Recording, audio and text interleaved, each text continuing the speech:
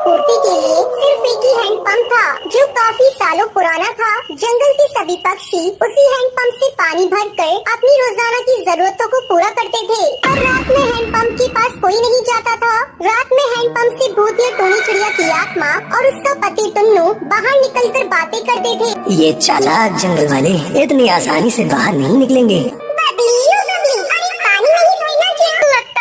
आवाज लगा रही है, मुझे पानी भरना होगा वरना हैंडपंप पर लंबी चौड़ी लाइन लग जाएगी। लगता है सुबह होने में समय है। खैर अब आ ही गई हूँ तो हैंडपंप से पानी भर लेती हूँ। बबली जैसे ही हैंडपंप को चलाती है, उसमें से पानी की जगह खून निकलने लगता है। तभी भूतिया टोनी चिड़िया और उसका पति बंटी कबूतर हैंडपंप से बाहर निकलते हैं।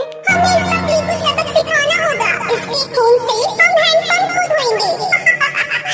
फिर भूतिया टोनी चिड़िया की आत्मा बबली को मार कर उसकी गर्दन काट देती है। गायब हो जाती है।